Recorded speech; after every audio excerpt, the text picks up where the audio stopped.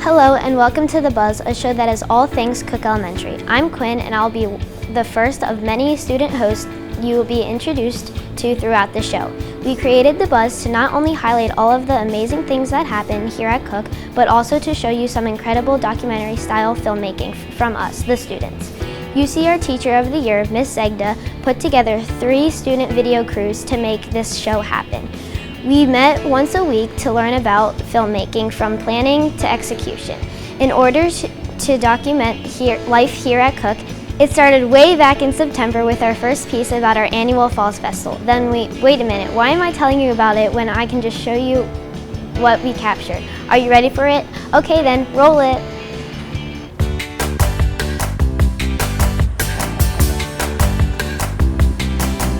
This is the Cooke Fall Festival.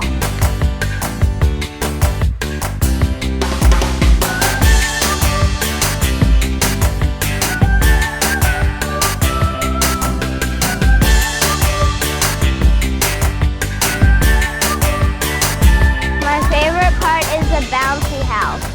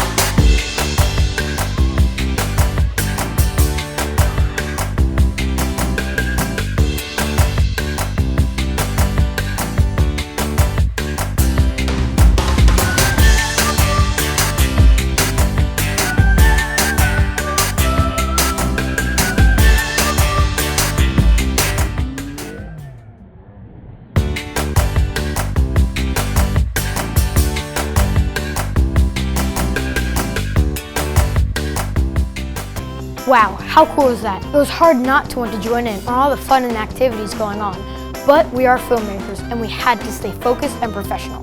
Okay, I have to be honest, we did have a little bit of fun that day. Speaking of fun, one of my favorite places to go here at Cooke is our library. I love to read. Books will let your mind wander and travel to so many different places and experiences so many things. And Mrs. Schweitzer does an amazing job at recommending different stories for each of us to read. So of course, it was an obvious decision to do a profile video on her. As they say in the library, check it out.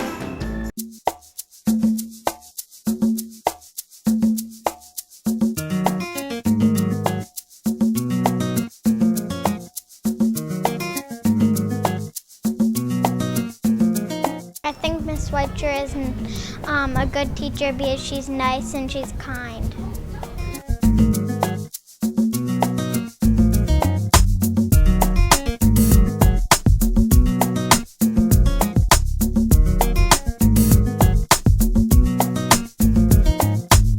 I like Miss Schweitzer because she's fun.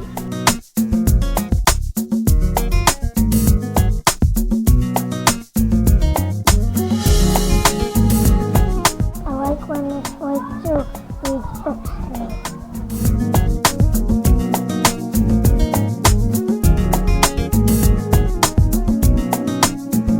So the reason why I chose to teach library is because I was a homeroom teacher for many, many years, and 2 of my very favorite things to teach were reading and writing. And so I wanted to get another certification, and I thought, well, what else could kind of fit in with my 2 favorite things? Library came to my mind, and then I was really excited when I was offered the opportunity to try to be a librarian at Cooke Elementary, and I've enjoyed it, and then I just continued at Cooke.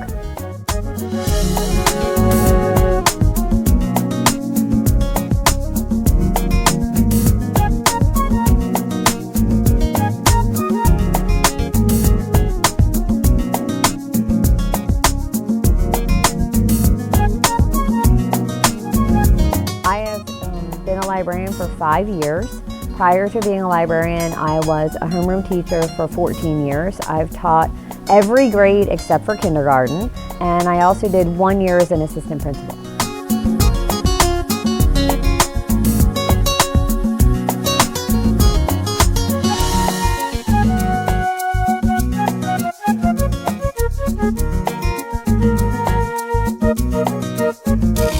We use flexible seating in the library because in Red Clay we're really working to be future-ready librarians. A future-ready librarian incorporates a lot of different things, and one of them is to design your library to meet a variety of different needs. So I wanted to include seating that would meet a lot of different students' needs. So some students like the wobble stools, some students like the high-top tables, so I'm trying to meet what everybody would like to enjoy in the library.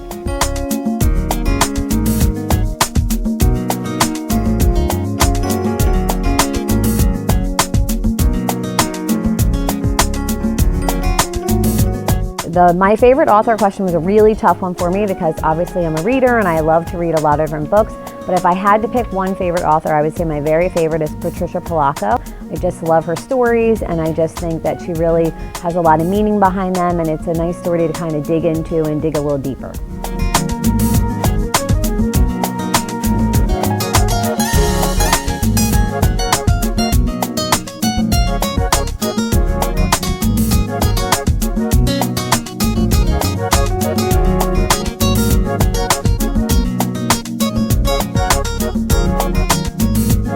So my very favorite book in the library is The Penderwicks. It's by Jean Birdsall. I always did this book as a read aloud in my 4th grade classroom. It is a wonderful story about 4 sisters, 2 rabbits, and a young boy.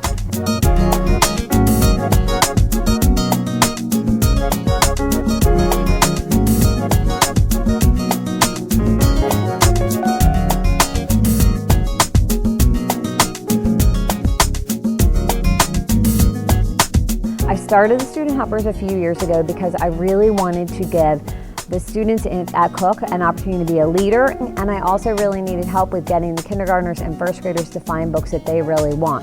Kindergartners and 1st graders love to check out books from the library, but they're looking for very specific things, and there just aren't enough Mrs. Schweitzers to help each kid. So by bringing in the student volunteers, I'm able to give each student the opportunity to find what they would like.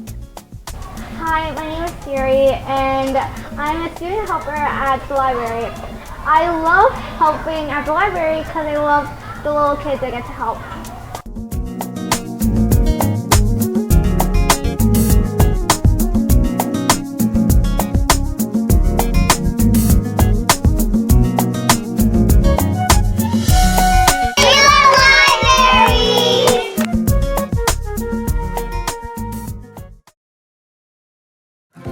There is so much to do in our library, besides reading of course, and Miss Schweitzer is the best, and we are so lucky to have her here at Cooke. And she is one of the many teachers who provide a buzzworthy experience for us. Another is Mr. Beard. Just saying his name brings music to my ears. Why, you ask? Well, it could be because he is the music teacher, or because he has an amazing assortment of bow ties.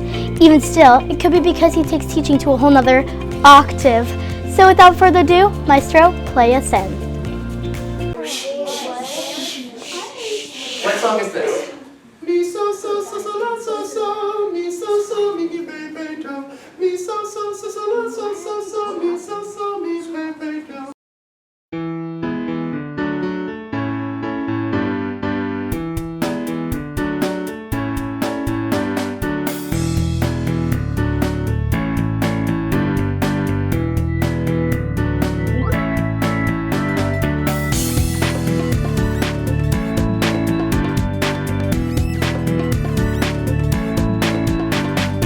I decided to get into music because my mother thought it'd be a great idea for me to get into chorus. Now, as I continued through my middle school and high school years, I continued to play violin for about a decade, then got into French horn, piano studies, and then thought that going into education would be a fun topic to do.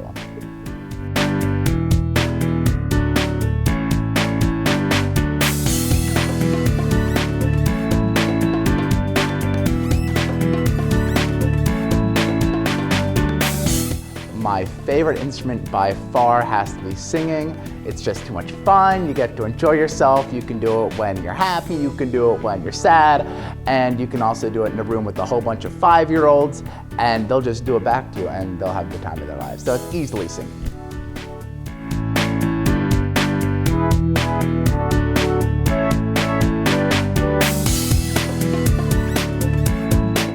How many instruments can I play? Well, using solfege and the process that I've been learned, I can pick up any westernized instrument without much practice.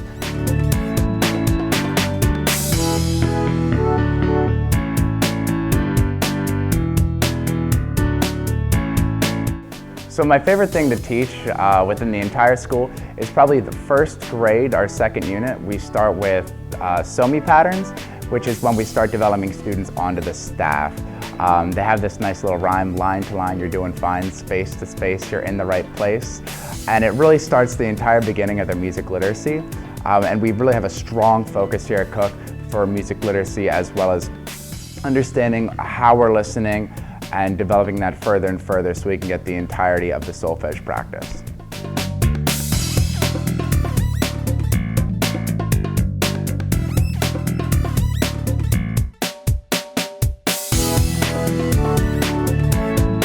So what we do in Cooke here for our music literacy is we take students and we understand solfege, so we take the whole practice. Right now our students mostly are in a pentatonic sense, so like do, re, mi, sol, la, do. So we take those notes, we put them onto the staff, and we put them in a whole bunch of different patterns. And these patterns are through folk songs, so we take these folk songs, we understand them, and then we improvise them, we change them, we read them, we write them, and then eventually we start testing them. And that's just in terms of melodic literacy. We also have rhythmic literacy, where the students are singing with rhythm syllables like ta, tadi, takadimi, ta'a. We have a plethora of them, and we're even getting more and more, including our internal upbeats, external upbeats, syncopation, those sorts of things. So we have a lot of different venues for our music literacy here.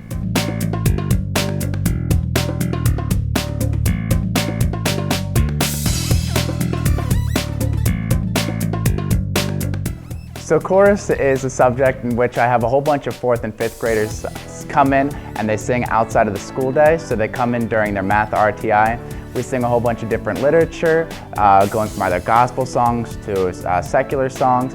And then we just have a fun time. It's all on their time. And then we also had our Sing into Spring students come in, where we do a concert from all the other elementary schools. We bring them together, we sing, and we just have a great time in general.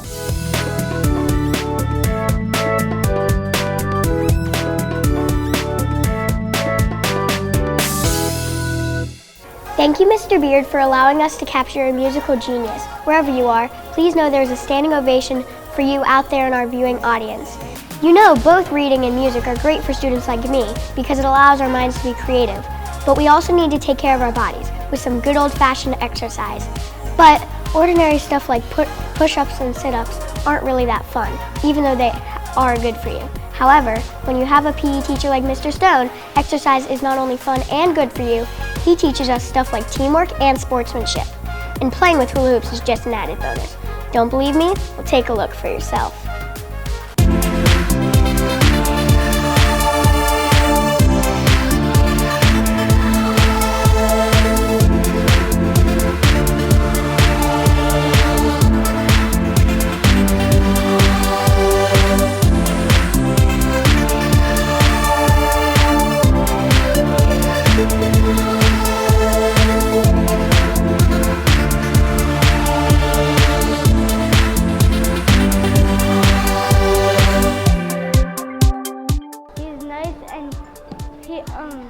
He always smiles. I teach gym because when I was a student in elementary school, I enjoyed the class and had some good teachers through middle school and high school. And then I started teaching swimming lessons to kids when I was just out of high school, and I enjoyed teaching kids. So I thought, well, gosh, that's what I like to do. I'm going to get my degree and teach phys ed.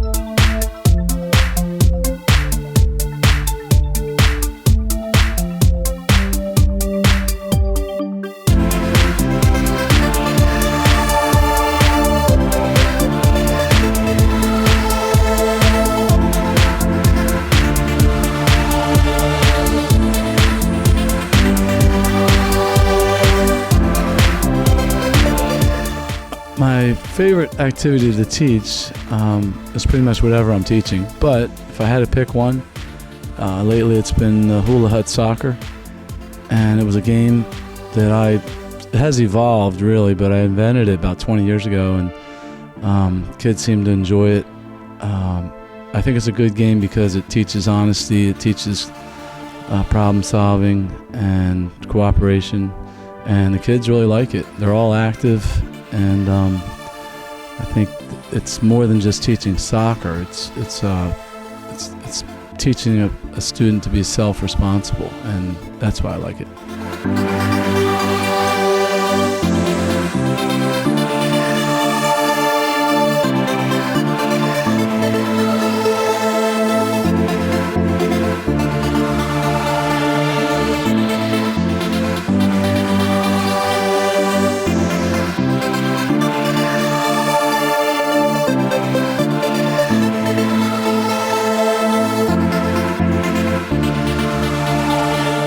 In middle school, I played basketball, I played baseball, and I was a swimmer. High school, I swam on the swim team for 4 years, and I ran cross country and played baseball.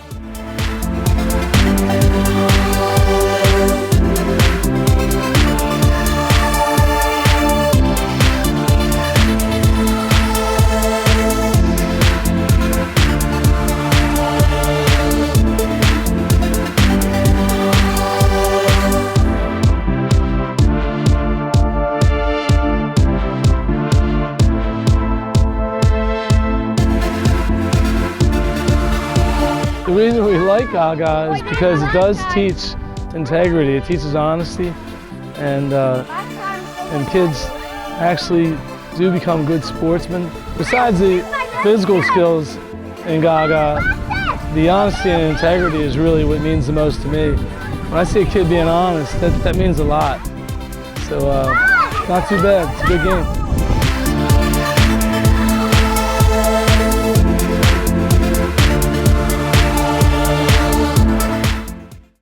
That was fun to watch, right? If I wasn't here with you, I'd be hula hooping it up with my friends.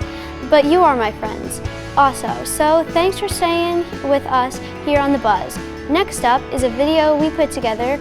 Well, maybe I should rephrase that and say, here's a piece of art we created for your viewing pleasure.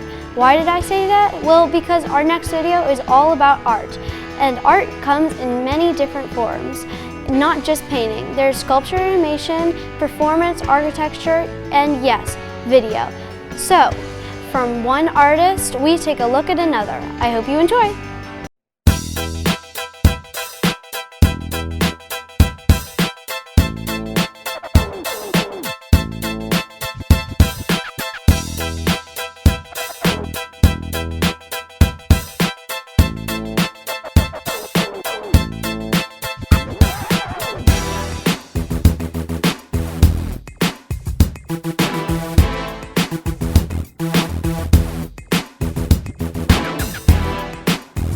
I went to college for fashion design and did that for a while, and then came back to teaching. I wanted to get strictly back into the art making, different types of art making. In elementary school, my art piece was put in the display case, and from that time on I knew that art was like my thing. So that's why I always try to put different student artwork in my display cases at Cooke.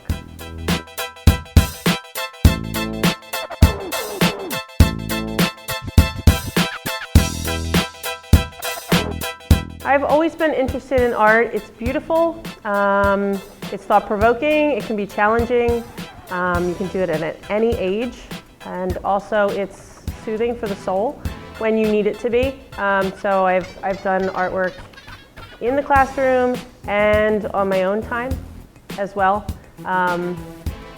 since like elementary school.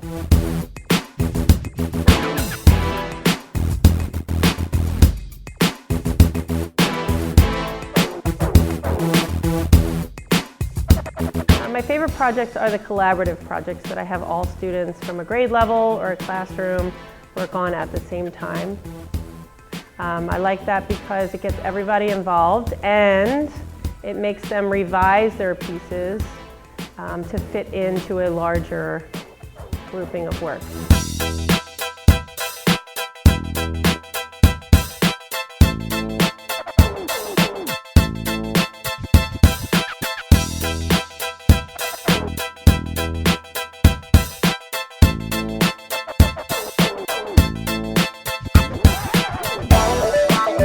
I work on a lot of observational drawing.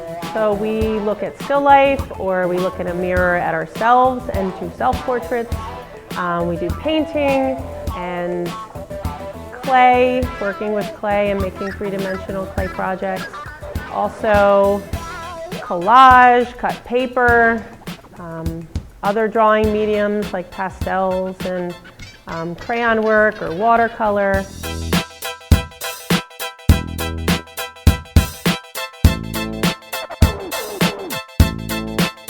Art has always been something that I've done in free time.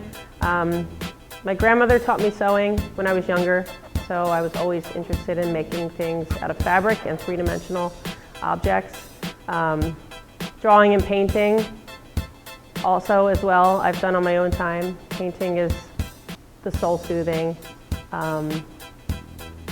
artwork that I do when I need it. And drawing, I like to draw pictures of outdoors, my home, people, and I always make my students do self-portraits every year because I think it's important.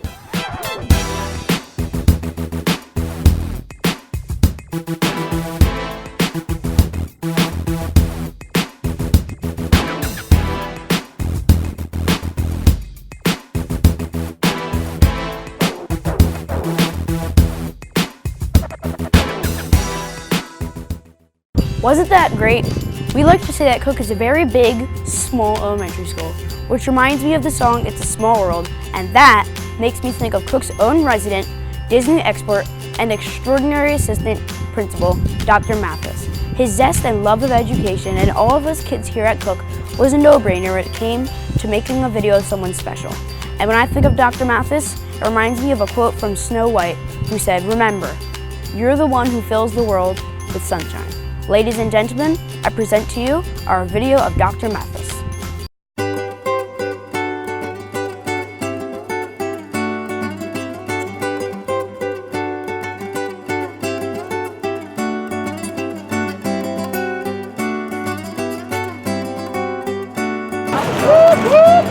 Happy day! Who's excited? What made me want to become an educator? I was one of those people, like many people, who had some special teachers in my life. And as I went to college and spent a few years in college, I realized that I really did want to be a teacher. And I particularly wanted to teach math because math is a subject that I really love.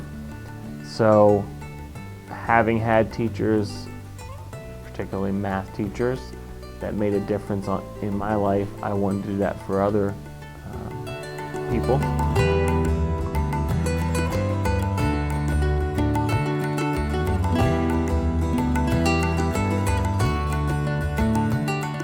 So what I wanted to be when I was a kid, I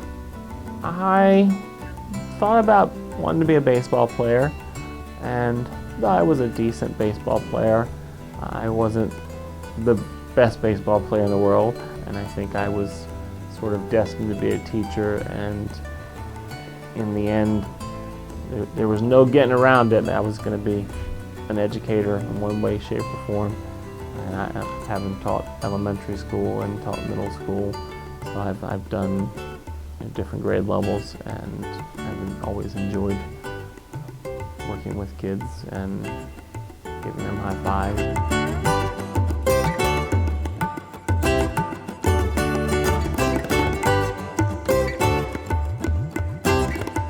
I think my favorite area of the school is probably the cafeteria, because it gives me a chance to talk to the students, and it's not where say if someone comes to my office, sometimes it might be because they're getting in trouble or because they're upset.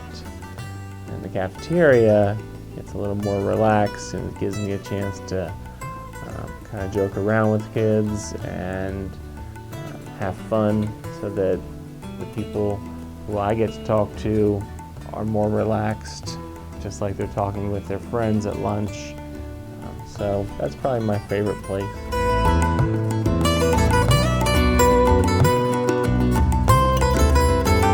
The favorite part about my office is really all of it, and the fact that I get to share about myself, so that when a student comes in or an adult comes in, they can really look around my office and get a pretty good idea for the types of things that I like, and obviously that I like Disney World a little bit. So that's probably my favorite part of my office.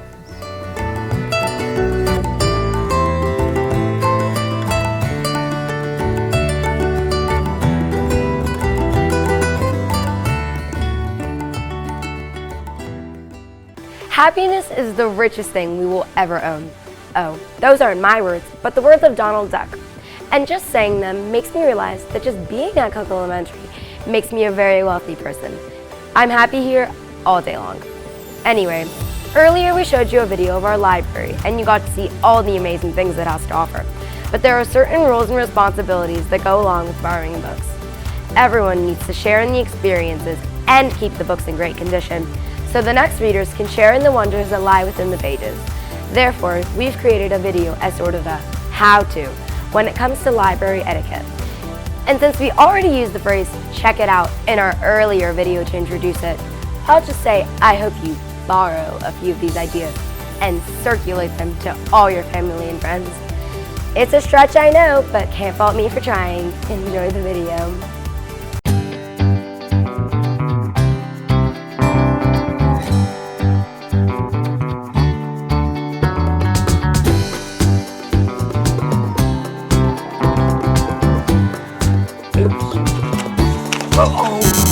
Make sure your hands are clean and dry when holding your library book.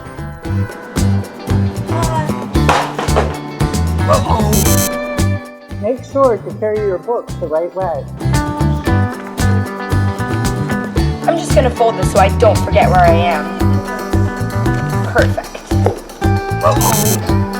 Always use a bookmark to keep your place.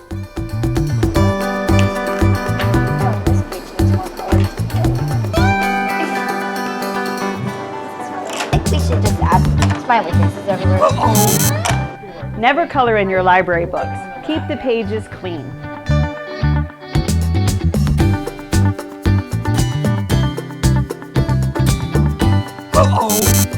Remember to turn pages carefully when you're reading a book.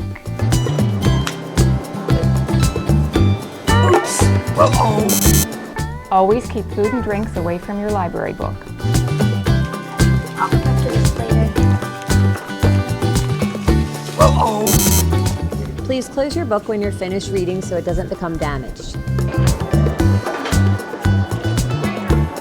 Do you want to read? Yes. Okay, here we go. Bye.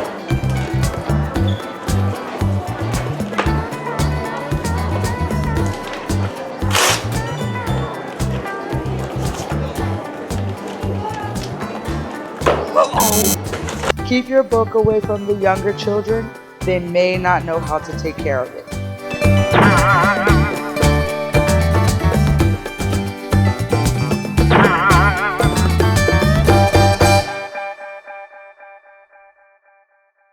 Well, there you have it, a buzzworthy group of videos of what went on during the 2018-2019 school year at Cooke Elementary School. I hope you enjoyed watching them as much as we did putting them together for you. And even though there were a bunch of activities you just viewed, there was still so much more, but we just didn't have the time to bring it all to you. I would like a special thanks to our principal, Mrs. Ennis, who, without her support, none of this would have happened. And another shout out to Mrs. Szegda, who believed in us and went above and beyond to make us the filmmakers we are today. I hope you enjoyed the show, and we look forward to bringing you more great and informative videos this time next year, only on The Buzz. Have a great summer, Red Clay.